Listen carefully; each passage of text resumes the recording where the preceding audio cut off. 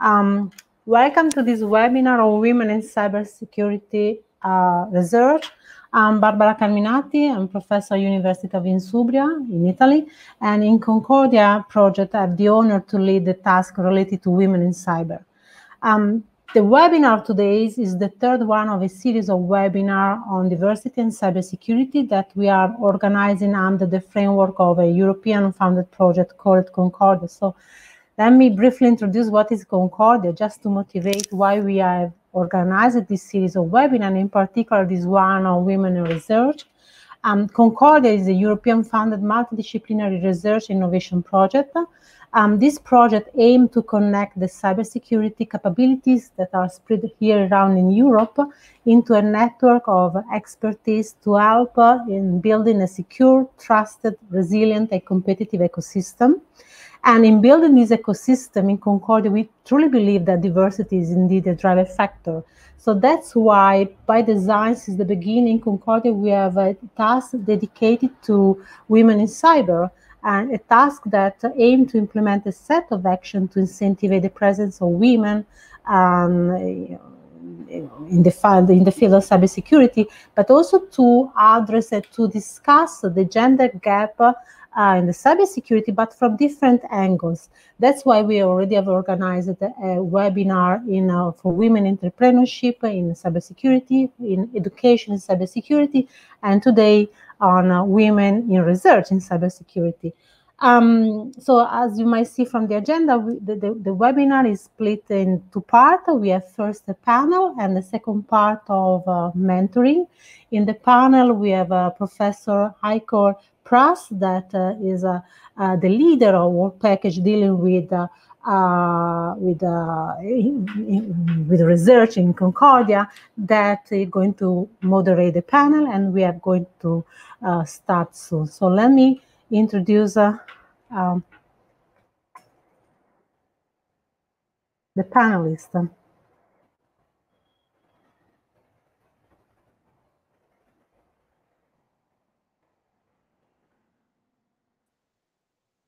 Hi, Heiko. Hello. You are live. Yeah. Hello, Barbara. Nice that we started. You are joining now also the other panelists? Yes. Yeah. We have Elena. Hi. Atina. And I guess in a few moments is going to come also Miriam. So I leave the floor to you, and please enjoy. Okay. Thank you.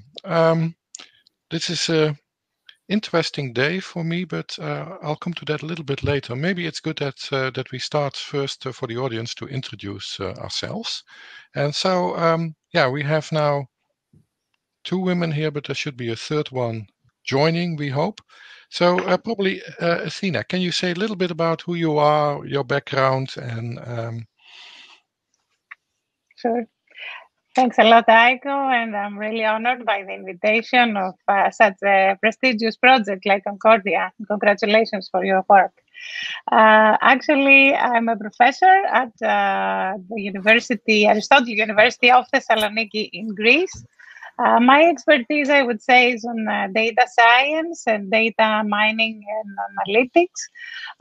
In terms of security issues, we actually looking into issues that have to do with malicious information and disinformation, and users who have fake accounts in online social networks. This is, I would say, mostly my expertise. I'm a professor for many years at the university, and I believe the topic is very, very relevant. Thank you. Thank you. Elena, can you introduce yourself? Yes, sure. Thanks. So I'm Elena Ferrari. I am a professor as Athena, but in a different location. So my university is the University of Insubria, which is located in the north of Italy. And my main expertise is data security, privacy, and trust. At the University of Insubria, with Barbara, that you already know because she introduced this panel, we have a research lab, which is called the Street Social Lab, we are partners of the Concordia project, and I am also a member of the management board of Concordia. And we are also deeply involved in promoting, diversity and addressing gender issues in the cybersecurity and more general in the computer science field. Mm-hmm. Maybe for the audience, my name is Eike Pas. I was already introduced as the research coordinator of Concordia. But we also expect another person to join, that is Miriam Göllner from Airbus. But there must be some things why she can't join at this moment. So I hope she will join a little bit later. For me, this is to a certain extent quite interesting to be in such a panel, because I started this morning working, of course, also on Zoom, so video calls. We all do that. But that was with the Dutch Academic Cybersecurity Society and the Dutch organization that coordinates the cybersecurity companies in the Netherlands. And we were with 4 people, and I was the only male person there. And so I feel something like, we're going in the right way. But I told them that we would have this panel, and they reacted a little bit, but can we join? How can we join? So maybe that is the first question that I would like to ask to you. People who would like to engage in, say, cybersecurity for women, whom should they contact? Where should they go to? What can they do? Has any of you an idea? Well, the first answer for me is that in the Concordia project, we have a task on women in cyber, and we really try to involve as many stakeholders as we can, but also, as many persons that are interested to join and to work with us on this topic. So my first suggestion is to go to the Concordia website, and, they can easily contact us, because we really think that there are networks, being a network helps a lot.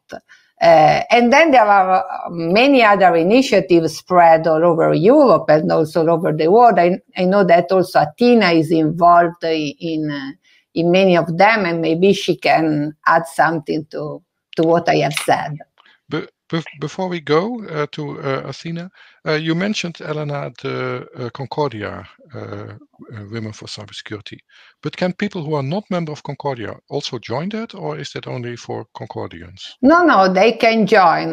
We are open to to all the people that are interested to help, and we also try to enlarge and reach our network. So if you go to the Concordia website, there is a page on our task, and you can find the email address and contact pointers. But we will be more than happy to have other people not directly involved in Concordia on board. Okay, so Concordia is creating a bigger network, but it was already mentioned, Athena, you're also active in this area. So can you also give some pointers? Sure. Thanks a lot. First of all, I totally agree with Elena's point that networking is really important. Starting from Concordia, there are several links with other projects. One of those projects is another European Horizon project at which we participate. It is called Reset. And for those who are interested, the website is wereset.eu. The effort there is how to support scientific excellence, gender equality. It's not really only, let's say, for cybersecurity, it's for all the disciplines. And I think what is important is to start maybe from the specific domain of cybersecurity, which is really, really important, and then reach the wider topics, like in computer science.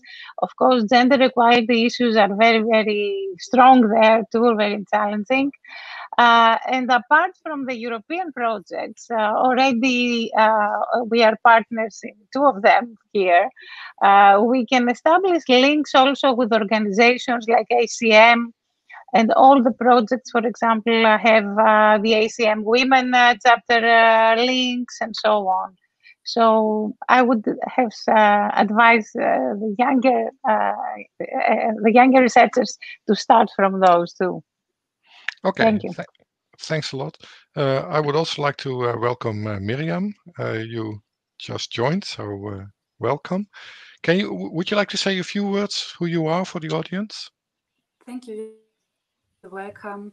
So I'm Miriam Göllner. I work at Airbus Cybersecurity in Munich in the defense and aerospace security field.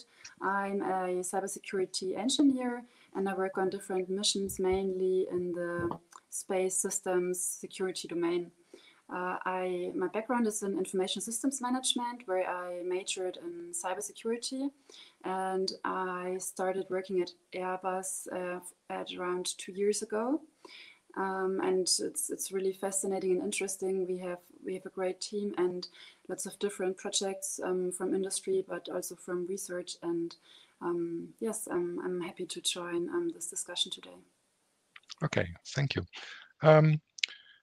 Basically, while talking there, as usual, there come all kind of say ideas, questions that I have. So something that comes to my mind, a bit triggered by what you said earlier, is it is important that women organize themselves, and I completely agree that organization is important. But can you probably explain a little bit why it is important that women in cybersecurity organize? So what are the advantages if you think, yeah, should I join or not?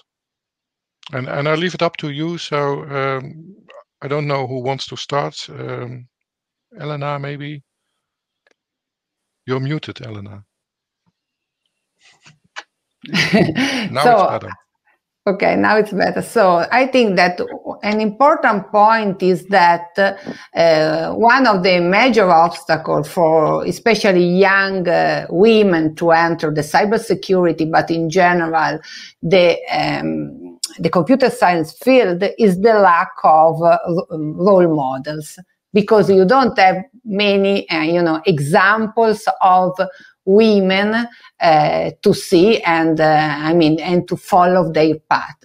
Maybe the only women that are quite visible in the media are those whose life is fully dedicated to science, which is not bad, because it's really fascinating to do this kind of choice. But maybe the majority of young girls, and this is also from my experience, because I talk a lot with girls in high schools, for instance, they don't want to follow this path. Maybe they want to find a good balance between their personal life and their working life. So having a network will help to give more visibility to women, not only exceptional women, but also, let's say, kind of normal women that can work, in academia or in industry, doing research, doing their profession, and also have a reasonable balance between personal and working life. The other important point of doing networks is that you can share opportunities. And and if you share opportunities, this is very good. For instance, if you have to work a project proposal, maybe your network consists only of male, and so you tend to invite males to join the project proposal. Not because you don't want to invite women, but simply because they are not visible. And so even for this, sharing opportunities, sharing knowledge, sharing ideas on how to improve to improve the actions to have a better presence of women in the cybersecurity and in the computer science field helps. I see Athena is agreeing with it. Do you want to add something to that? Because so what I understood, role model is important, example is important, but something I I never thought of is, but you're completely right. Writing project proposals and sharing opportunities is something that is important as well. So these are good reasons. So would you like to extend on that? Sure. Yes, I definitely agree with Elena. And actually, we have the opposite role models. For example, in my department, we are only 2 women faculty members and 30 men. So these, let's say, numbers are not really encouraging for the younger researchers. And based also on my experience, we have noticed that as we go, let's say, further in the levels of studies, in the career levels, women tend not to be as, let's say, they don't challenge themselves because it's, I believe, this personal time and family, starting family issues are really important for women. For example, I have supervised already 10 PhD theses, and half are female and half are male. And the female PhDs started their families right after their PhD, so it was very difficult for them to find maybe the motivation to go on. They face a lot of personal issues, and I think this is where maybe the role models, the sharing of experiences from all of us can be helpful for the younger generation. Miriam, you want to add something? Yes, I see the point as well, especially when I heard team, I think it was 30 people and 2 women or something like that. It's very similar situation to our teams, and that's also the point that I'm seeing, that there are not that many women in this field. I mean, there are more and more joining, I feel like, but I think it's especially important in this field to have role models and to connect and network so that other women will be inspired and will see the opportunities as mentioned, and yes, will see how they can enter the field, because also there are so many different ways that you can enter, so many different backgrounds that you can have. We have colleagues, one of my colleagues, she just joined, who has her background in engineering, and then others have the background in information technology, and another one has her background in business administration. So we all come from different areas, which is also quite interesting. So we can see where we come from and how we can kind of use our way and our background to inspire other women to enter the field. I'm asking a question which I personally am interested in, and I hope the audience is interested in that as well. Should universities and industries do something in this specific area to attract women, and if yes, what? So to give you an example, our university has that we at least have sometimes positions which are only for female professors to have these role models. But there's also amongst the females themselves discussion if this is the good way or not. We have at our universities, we have courses on diversity, which I personally found quite useful. What do you think that academia and industries should do to get more women in this rather technical area of cybersecurity? Well, if I can say something about this, I think that the academia can do a lot of action, and we are doing, I mean, for instance, in my university, but in many other universities all over Europe and also in the US and in other countries. But doing this action at the university level, it's important because again, you give visibility, you can inspire young girls, but maybe it's too late, no? Because you know, when you are 18 years old, it's too late to, try to convince you to, to embrace a career in the cybersecurity field if you haven't think about that before. I think that the right age is like 12, 13 years old, because if you are only targeting action at the academia level, it's too late, and many stereotypes have been already fixed in your mind. It's also important, and I know that it's very difficult, so it's maybe a lost battle, to work with family and, parents, because, sometimes parents influence a lot the choice of a young girl or also of a young boy.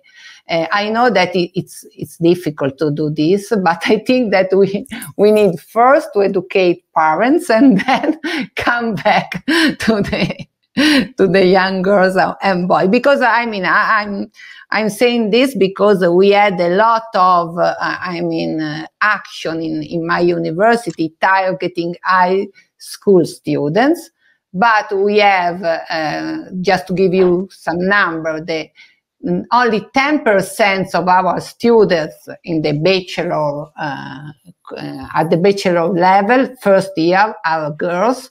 And this percentage is the same for the last 5 or 6 years.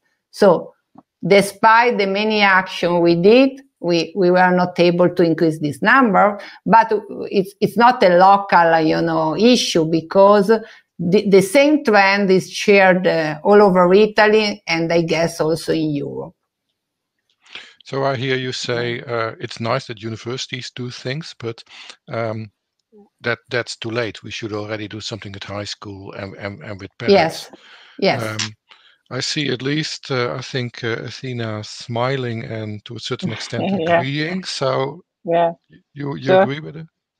Yes, definitely. And actually, there are several initiatives taken also for even younger ages, because the stereotypes start really early in life, even from the kindergarten school, even from the advertising domain. Because if you notice, usually, if you see a computer, the women around are the secretaries and not the developers, let's say, of the code. What is important also, I think, is I don't know the right way, but to encourage the young students to be, female students, to be more brave and to be more self-confident. I have noticed, at least in the audiences we have in our undergraduate and more in our graduate schools, that the male audience tends to be more self-confident, more taking risks, and so on. And females tend to be more self-critic, more reluctant, let's say, to take bigger steps. That's why I think, as we've mentioned, the role models on one hand, maybe some ways of communicating the message in a way that the younger generation will better perceive, like even using TikTok, for example. I would favor of using TikToks who are very, very well addressing, especially minors, especially teenagers, and have some kind of new way of communicating the message. That I think is also very relevant for the younger generation. I saw Miriam smiling when she heard TikTok, and so she got some ideas. So what are your ideas? I think that's actually a great idea. I think I was not thinking of that. The platforms, I was thinking of LinkedIn also as well, but TikTok, that's true, especially if you want to target that certain type of generation, and you can make fun videos and show that it's actually fun to work with the computers or to think like a hacker. or things like that. So I think, yes, that's definitely one way, and probably exploring different ways of how to reach out to different ages. We were also discussing this in our team recently, and we were also thinking about bringing in students from school, because actually I think some other departments are already doing that, and just to show them what we are doing, so they get a better idea of what it looks like, our day-to-day work. Yeah, and I think the more diverse the ways of reaching out, the better. So yes, I think at university level, I don't remember that there's been much at my university that has been happening. I think it was already when I started at university that was what I was interested in, and I discovered on my own. But I hope that there's also more initiatives happening today. One of the things that I get out of this panel is say the importance of say role models, and also make sure that young women, females, girls already see that. And although we are not creating here, I think, something for TikTok, at least I think this is going to be recorded. So in a sense, I hope that some younger people will watch this and maybe get inspired. And so I'm a bit curious, and that's a question to the three of you. Is it difficult for you to be women in cybersecurity, or does it give you opportunities and chances? And I warn you already, if you say that it's very difficult, then the end result of this may be that we don't attract extra people. So can you say a little bit about, say, the differences? And also, Athena, you do a lot of, say, project management, coordination for EU projects. I'll maybe start with you. Do you see that you people expect something different from you, or do you? Can you say a little bit more about that? Yeah. Thank you. Definitely, I cannot say it's an easy path. It's not easy, but I believe that difficulties in life make us stronger, and I believe that the opportunities that you get out of this profession right now are really, really important. What happens in cybersecurity impacts so many domains. It's so interesting.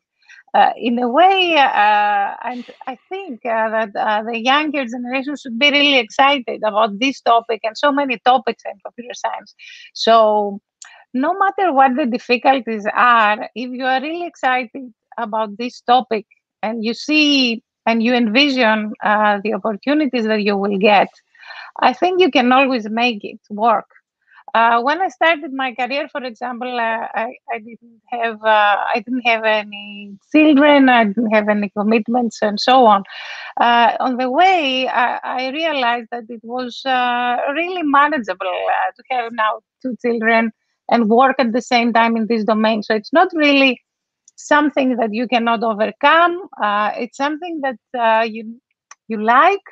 And once you like something, like such an interesting topic, then all of the barriers on the way, one after the other, can be lifted. So I would encourage the younger generation to go for it. There are so many open roads. It's really amazing what the technology can bring in the future. So I would like to see female leaders there. But if I hear you correctly, you say something like, well, women, it's not easier, but it is probably harder. But you have to go for where you believe in, and then it is really rewarding. Yeah, for sure. How, Elena, how are you looking at that? Yes, I agree with Athena. Maybe there are differences between working in academia as, both Athena and myself are professor, and then working in industry, maybe it's different. I think, I agree with Athena. I also think that if I have to think about my personal career, I mean, I didn't have the feeling in the past that I was judged because I am a woman, or because of my gender. If I have to think to my career, I think that what it counts is what you achieve, your publication, your resume, and so on and so forth. But it's also true that during my path, I had the feeling that in terms of visibility, or in terms of activities that give you money to do research, men have more opportunity than women. So if you talk about promotion from the assistant professor level to the associate level, I think that gender, at least this is my personal experience, doesn't count. But in terms of opportunities, for instance, being a program chair at a top conference, a keynote speaker at a top conference, being the PI of a project, being the head of a strategic committee, I think that men have much more possibility on the average.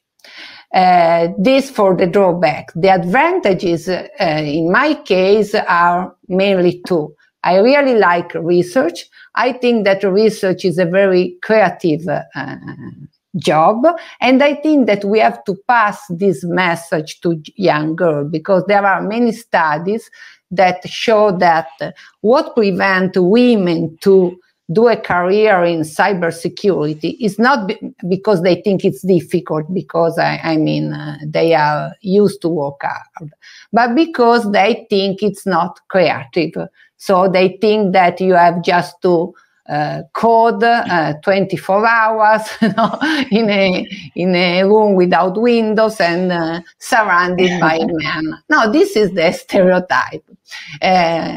In contrast, I mean, research is one of the most creative jobs you can think of. So the academia give you this opportunity, and this is what I like. I also think that, sorry, I just want to conclude, that there is another important point, because in academia we are doing research, but we are also training the young generation of future cybersecurity experts, of computer scientists. So this social dimension of our work that I like a lot. I think it's also a driver that can help young women to, I mean, for instance, to embrace a career in the academic area. How's it in industry, Miriam? Similar? Mm-hmm. Yeah, I would say that for our team, there are not really any strict boundaries or borders, because we work together with different universities as well on research projects. Then we have many colleagues that are coming from the PhD department and finishing their PhD still while already entering the workforce. So I think it's definitely a path for many colleagues that are coming from research, having done extensive research or having done just their PhD, just recently working on their PhD. And for the projects that are more customer focused, yeah, there are many different opportunities. So as was already mentioned, that's one way could be to work as an analyst. I'm not sure if the connection is now lost. In front of the computer, but most of the roles are, or you could be working.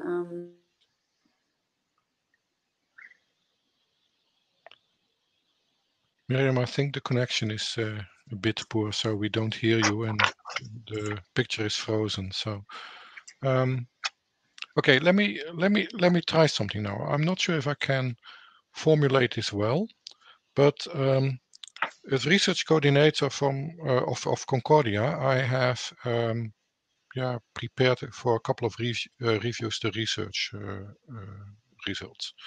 And what came a little bit to my surprise, I hadn't thought about it, is if you look at the best, say, scoring researchers in Concordia, yeah, you see that women are doing extremely well.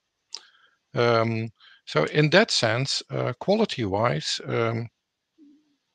if you just look at numbers, you see, hey, they do better. At the same time, what I see is what you already said, there are less girls that go into this area, and they don't feel comfortable. So can it be that what we see is that also what was said earlier by Athena is that girls feel less comfortable, that only those who really feel comfortable, that they dare to make the step to cybersecurity. And then if they do that, you're boastful professor, and so you're doing lots of things, you have an excellent track record. So if you believe in yourself, you can really come as far as you want. So isn't it a little bit that, the key problem is there are too many girls who don't dare to make the step, but once you make the step, it might be hard, but you will manage. Yes, I think we have to work on that. That's why we should start before, so in the primary schools, and because otherwise it's too late. And also we have to show, to young girls that you don't need to be a hero to be a cybersecurity expert, no? So that only the brave can do this job, because for men it's quite evident. They have a lot. There are very good, cybersecurity experts, but there are also persons that are reasonable good, so they are not exceptional. So what we have to pass, the message that you don't need to be exceptional to do this career. And I think that this is why we should start from the primary schools rather than from the university.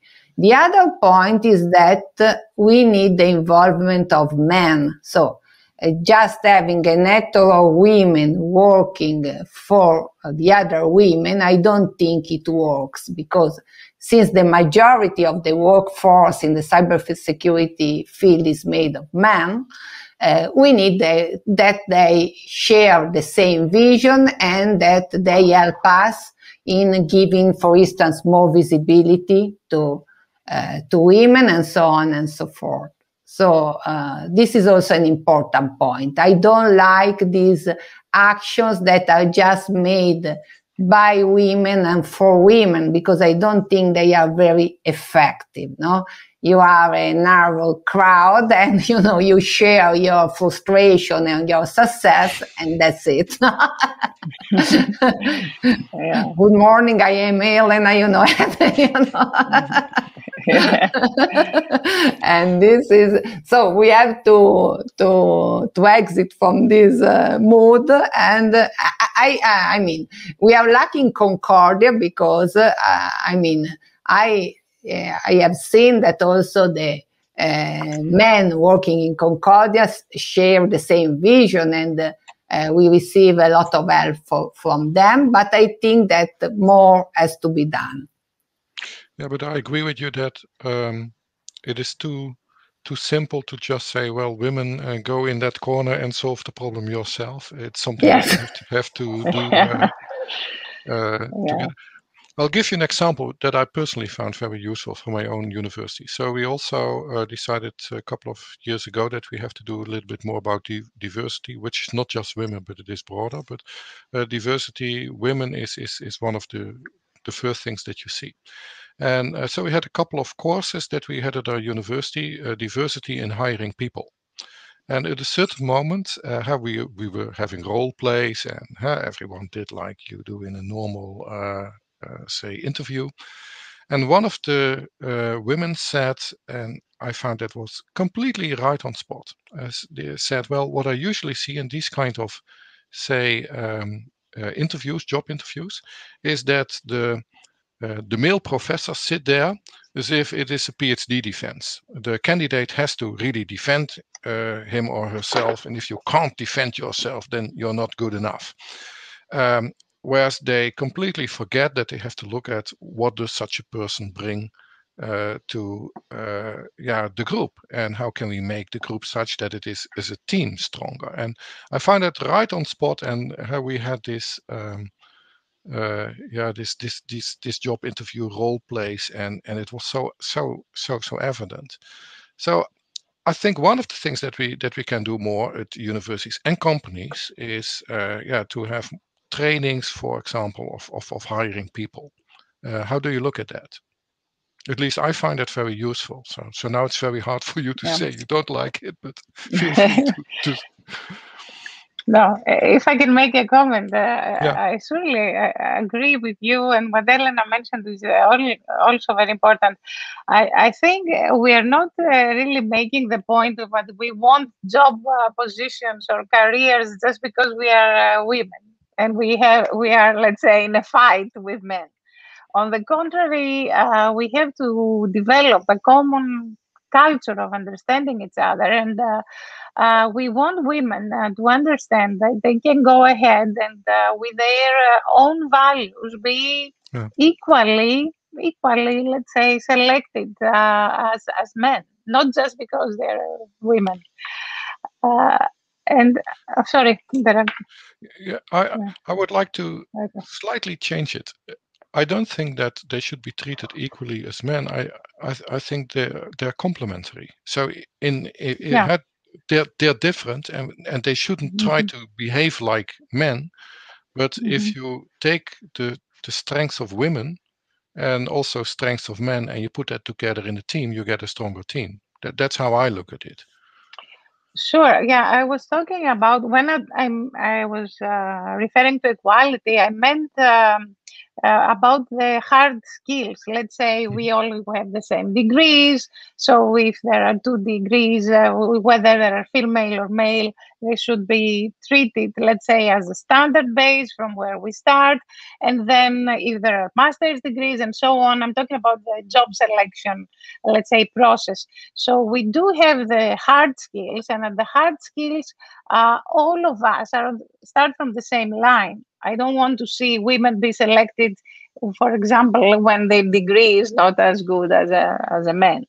On the soft skills part, I find what you mentioned, Aiko, very, very relevant, that we need mixed teams because the complementarity is really important.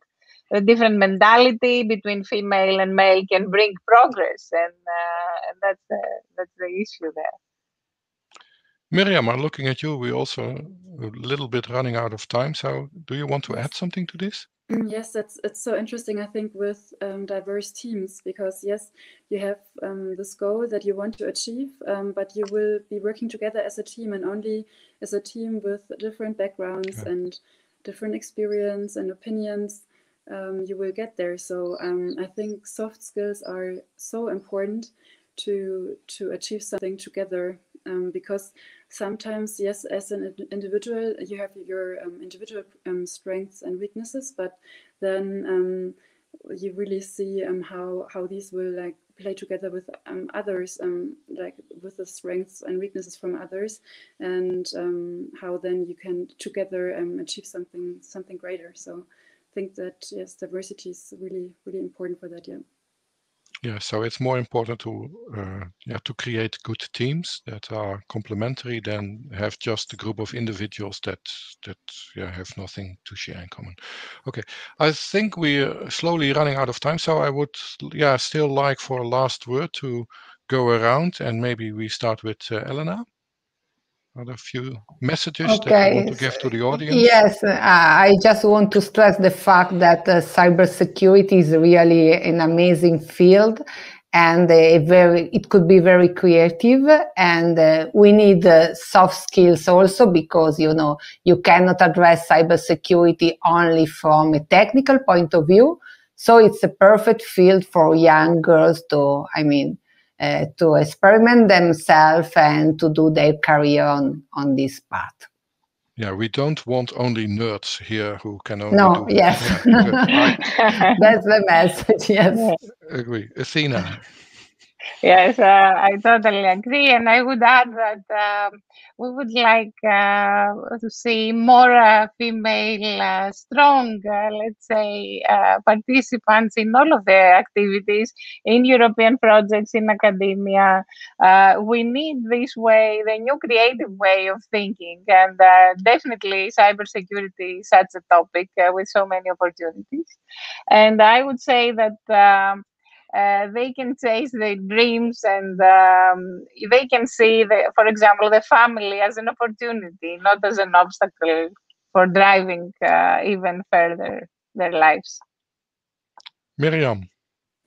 Yes, also in industry, there is a movement towards having better conditions for also integrating your personal life, your family life, and yes, so I'm really excited to see more and more women entering the cybersecurity field from all kinds of different backgrounds. Also in the defense and aerospace security sector.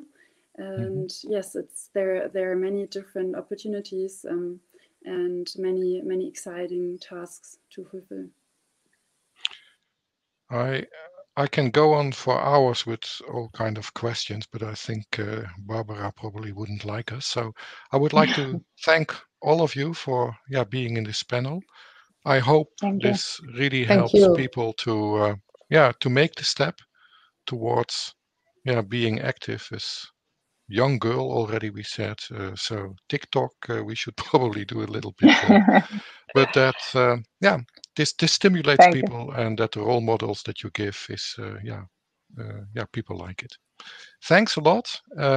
Thank you. Thank you. I think Thank you. that Barbara, Barbara is there. Okay. Yeah. You're muted, Barbara. Now you can hear me. So I was just thank you for the discussion, that you touched a lot of really interesting points. And one important point that you discussed about, giving visibility to women working in cybersecurity. And indeed, to give visibility in Concordia, we have organized an award, the Concordia Women Awards, that the aim is to prize young female researcher or people working in cybersecurity, and the first award was dealing with research, so very relevant to this webinar. And yesterday we closed the submission, the application, and we received a lot of application. We are very happy for that. We asked to the applicants to come to the webinar and to introduce themselves. This is something that was not planned in the initial agenda of this webinar, but indeed we believe that it's really important to give them, room to introduce and to give visibility. So now I'm going to present them. They have a pitch of 1 minute. So I really thank you. I just want to tell Elena, Athena, Miriam that, and also to recall to the audience that after this speech, we have the networking, the mentoring activities. So basically, if you look to the panel, you have in Italian is called networking, I guess also in your browser interface is called networking. And if you go in the networking after, when the stage is closed, please not now, you are going to have the possibility to have this private call with our panelists. So for any question that you didn't pose in the chat, and if you have any, something that you want to discuss, I think this is a really important opportunity to do some mentoring activity with our panelists, which are, great panelists. So thank again, Aiko, Elena, Miriam, and Athena. I remove your face from the screen, but not from the webinar. Sorry. And let me.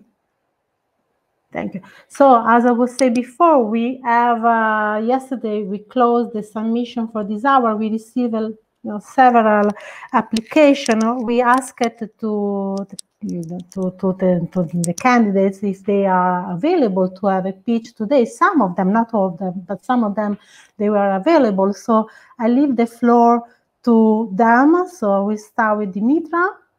Please, the floor is yours. Hello, nice to meet you. I'm really happy that I can participate at this interesting panel and event. I would like to introduce myself. I'm Dr. Dimitra Georgiou, and the last 4 years I'm an adjunct lecturer in the areas of security, privacy, and data protection in the Department of Digital Systems at the University of Piraeus, and a postdoc researcher at the same university. I'm also a research member of the System Security Laboratory since 2011 under the supervision of Professor Kostas Lambrintzakis. I have also received 3 scholarships from the Greek State Scholarship Foundation and have successfully completed 2 intensive information and communication security programs. In addition to this, the last 4 years, I'm an IB computer science teacher at the International School of Athens, driven by my thirst for deeper knowledge in the cybersecurity area and my desire to impart this knowledge to the society. I dedicated my academic career to promote data protection and privacy among students, citizens, and organizations, to develop security policies, specifications, and raise awareness of cybersecurity threats. The last 2 years, as I mentioned, I'm a postdoc researcher with a scholarship by Greece and European Union for my research project, Security and Privacy in Cloud-Based Health Systems in Compliance with GDPR. In the context of the project, reinforcement of postdoctoral researchers, and implemented by the State Scholarship Foundation of Greece. I'm a member of the Women in Cybersecurity of the IEEE from ISACA. I'm also a member of an initial list of experts for data protection and privacy. And my research that I received a scholarship for this aims to create an impact assessment guide, DPIA, for the health services provided through cloud systems in accordance with the European General Data Protection Regulation. This guide will help European providers of health services, data controllers, data processors, and the relevant health organization that collect, store, or manage personal data of individuals, as well as outside the European providers, aimed at processing data of people living in the Europe using cloud systems to prepare for implementation and effective execution of the DPIA according to the GDPR.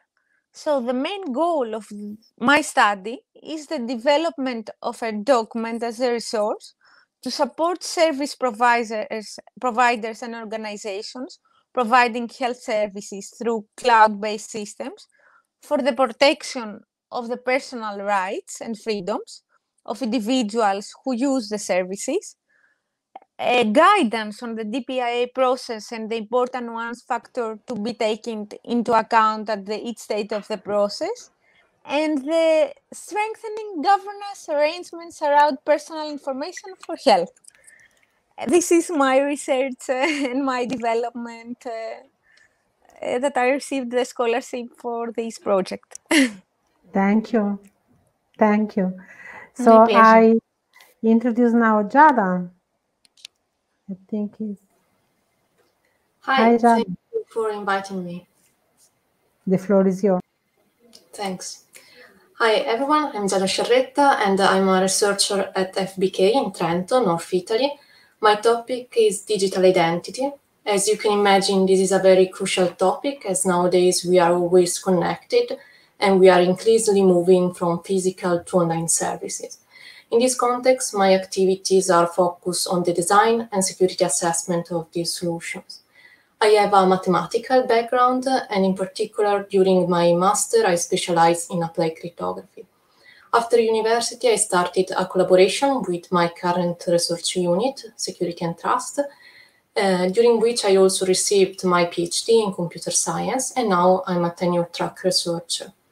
Why did I decide to work in cybersecurity? Well, I always really enjoy the interdisciplinary approach and the fact that cybersecurity is part of our lives, and so we can apply our findings in many real-world applications. That's it. Feel free to contact me. I will write my email in the chat. Thank you. Thank you so much. Thank you. And so now we have Martina. Okay, thank you. So my name is Martina Šestak. I work as a teaching assistant and researcher at the Faculty of Electrical Engineering and Computer Science in Maribor.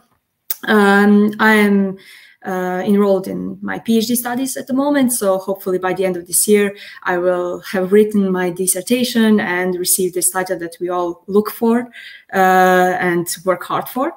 As far as my research goes, I'm mostly interested in anything related to databases, so data storage, data manipulation, processing, analysis, and so on. So I would say that I'm a software engineer in my heart and soul, and so whenever I get the chance to apply my engineering skills in my research topics, in the theoretical part, I'm a very happy researcher.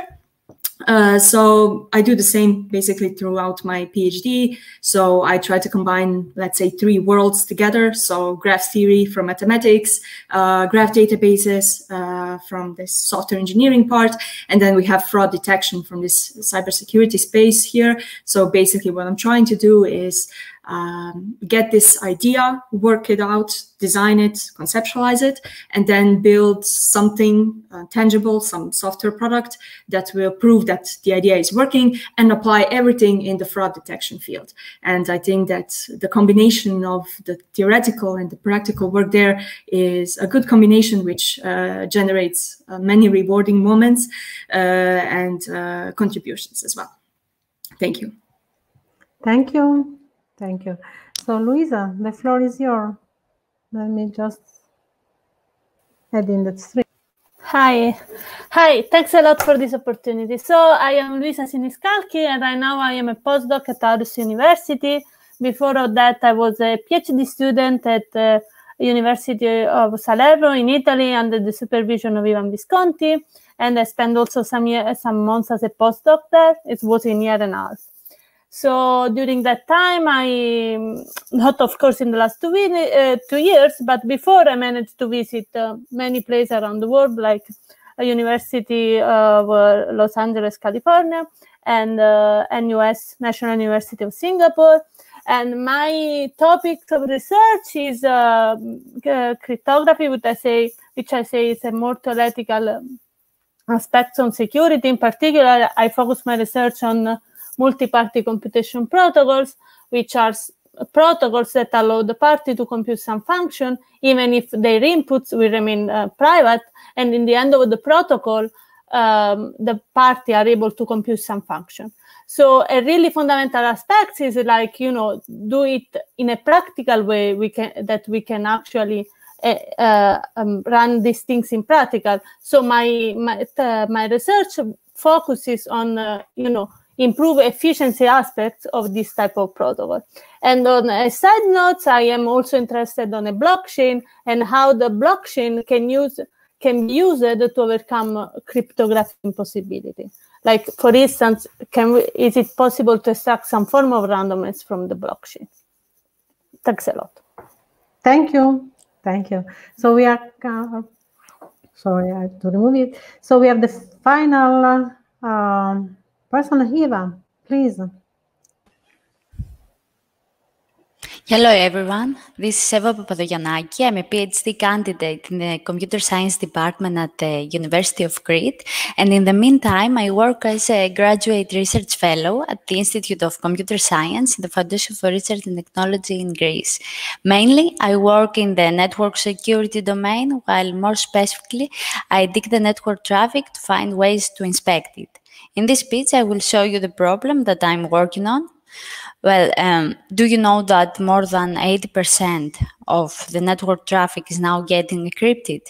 Could you imagine that traditional deep packet inspection tools that offer network analytics and security are becoming more and more insufficient?